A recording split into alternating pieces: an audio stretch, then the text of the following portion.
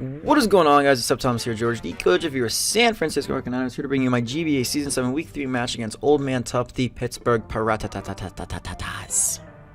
That's definitely how you pronounce it, or the Pittsburgh Pirattatas, whatever you want to call them. He decides to bring the Tapu Koko, the Chandelure, the Hydreigon, the Tangrowth, the Blissey, and the Minior. Instant threats on his team.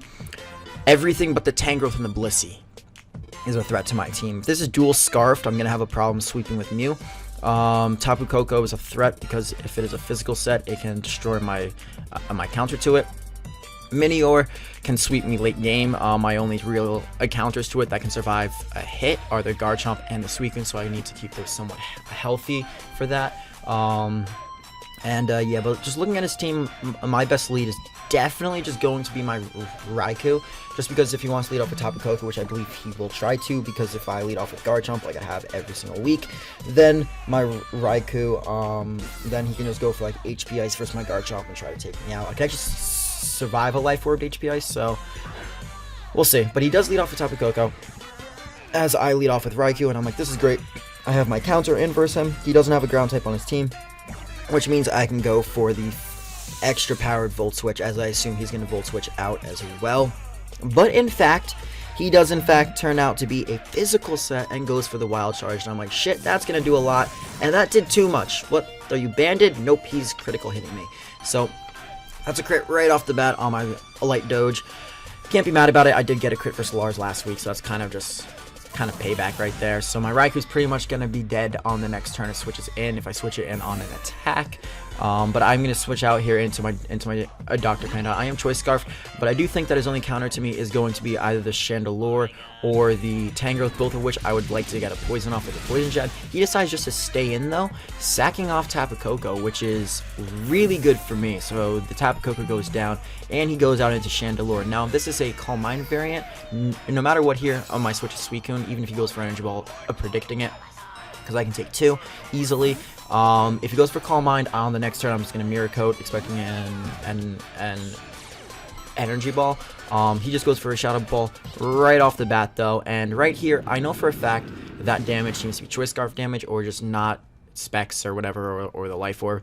So I'm going to expect him to switch out into Blissey right here, because he can wall my Suicune. So I'm going to make a double switch right here into my Garchomp. Even if he did stay in and go for Shadow Ball again, I could take two of those and get up my Stealth Rocks, which is my main thing on my team right now, because he doesn't have any hazard removal. So if I get up my Rocks, they're here to stay. The Minior is going to get hurt, the Chandelure, the Tangrowth, everything gets hurt by my Stealth Rocks, basically. So I just go for Rocks right here, and then on the next turn, I'm deciding right here that I figured that this is going to be physically defensive spread, so I'm just going to fire off a Toxic right here, trying to get off as much damage as possible, so for when my Mew comes in, I can just go for the SD and the Leech Life. He ends up going for the Leaf Storm, basically revealing that he's AV, and that does a fuck ton of damage. However, I figure he's probably just going to go for a Leaf Storm again, because that's the main thing he can do to me. A physical move isn't going to do much against me, and I decided right here I'm going to switch out into my Raikou, because I'm expecting I can actually probably take a hit from this thing, I'm assuming, but he predicts the switch, or just wants to knock off the Rocky Helmet, and goes for the KO on my Raikou. So the Raikou goes down. It's unfortunate. If he didn't get the crit, I would still have my Raikou, but that is what happens in Pokemon. Now here I'm figuring I'm just gonna go out into Mew and see what happens. I'm gonna set up Swords Dance. The Swords Dance is going to go up, and Mew is going to get 2+2 attack as he goes for the knockoff, and I'm going to reveal my Colbur Berry right there. So Colbur Berry was the right item, because of course I did think I would be setting up on the Tangrowth if anything. He's going to get hit by poison. Now here I could have gone for another SD, expecting the poison to bring him down to kill him after this, so I could have gone the maximum amount of HP back after he hit me with this next knockoff, but I decided against it. I decided just to go for the Leech Life. Maybe I'll get a crit. Maybe he's not max HP and I can take him out. I don't know. Turns out that I can't, and the Toxic is actually going to bring him down. So that's actually a kill for Garchomp right there. With the Toxic, which is pretty nice for Garchomp. I don't think it's gotten many kills this entire season yet. and then he goes into Hydreigon. So I figure from the range I'm at, it looks like I can live a Dark Pulse, I can live a Draco, I'm pretty sure, so I'm going to see what he is. If he's Scarf, I can live anything. He turns out not to be Choice Scarf, so it means he's probably a Z move, because I don't see an item after this turn. And he actually decides to just fire off a Draco Meteor. So he goes for Draco Meteor over Dark Pulse. I found that out to be kind of a strange play, but I guess he thought that maybe I would go into my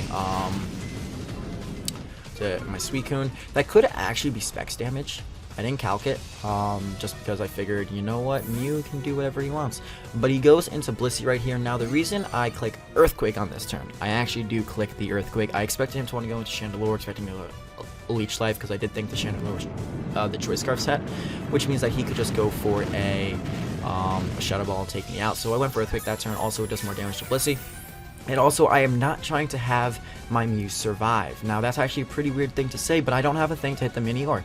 So what I do here is set up an SED, expecting him to want to go for a Seismic Toss or anything like that. He goes for Toxic. There's a reason why I went for SED, because I don't have anything to hit the Minior, guys. I need to plan out my endgame very precisely here in order to get in my Suicune against the Minior so that I can take it out, because I'm assuming that's going to be his last mon on the field. So I need Suicune to make sure that it is the last mon on the field as well. So right here, I did go for a second SD, and I do get hit by my Toxic. It's looking like the Toxic is going to bring me down in about 2 turns. So right here, I figure I can just go for an Earthquake. I'm not going to Leech Life, because I do not want to be surviving. That's the last thing I need right now. So I go for the Earthquake. It is going to take out the Blissey from the range it's at, because it's +4. And I figured right here he would not want to go into Minior, because if I did have like the Zen Headbutt or something, he could just go into that, and he would die to my Zen Headbutt. So he does actually go into the Chandelure, and right here I'm just like, okay, I'm just gonna go for an Earthquake. We're gonna see. He's just probably gonna outspeed me and take me out. And a funny thing happens. He double switches, which means this thing's not Choice Scarfed. This thing is in fact not Choice Scarf. He goes into the Hydreigon, expecting the Earthquake, which was a good play on his part. However, this actually puts me in the perfect situation, because he is not able to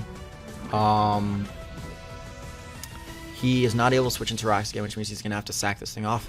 The Mew does, in fact, go down after taking out the Blissey, but I go into my Mienshao right here. I know I can outspeed, and I'm just going to U-turn on out of there, pick up another kill with Scarf Mienshao, and he's going to go down to that. And now his last 2 Pokemon are the Minior and the Chandelure, and he can pretty much do whatever he wants. I really don't mind what he goes into here, because I can survive any hit from either of them and KO both of them. So that is pretty much going to be the game, guys. I have Surf, and it's going to take out these 2 Pokemon. So he can go for an Energy Ball here. It's still not going to do anything to me. You guys are going to see how much AV Suicune actually takes from this. So he goes for it. Yeah, that did like 40%. And that's a super effective hit off like a 140 base special attack Pokemon. So that's an incredible bulk right there. Now, if he had like the Pasho Berry, I could lose here, but I don't think he would have the Pasho Berry. I'm pretty sure he would have the White Herb, and he brings himself down to 75%, which means the Surf is a guaranteed KO right here. He gets the Meteor, the shields up, whatever. He's going to try to actually go for a Shell Smash right here, which is his only play. He goes for it. He's going to get his White Herb, which means that this game is in fact over. So the Suicune's going to pick up 2 kills. Offensive Suicune doing work 2 games in a row now, picking up a lot of kills. So Suicune is actually doing very good for us offensively, and I'm very happy with it so far. But yeah, guys, that is going to be it for the battle. Next week we play Duncan, Knee Deep, and the Free State Torricats. I think that's what his team is called. Should be a fun battle. We look forward to that. We are now 2-1 with an asterisk, because we should be 3-0. I'm still not going to forget about that game for Steve, because I misclicked. Don't even worry about the hacks. Just because I misclicked, I would have won if I didn't misclick. I'm still...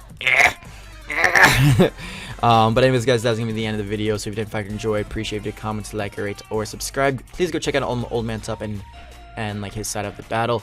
He does do great recordings and stuff, and he's pretty, so go do it. Okay, guys, that's it for the video. I'm Thomas here, George, and I'll catch you guys next time. Peace.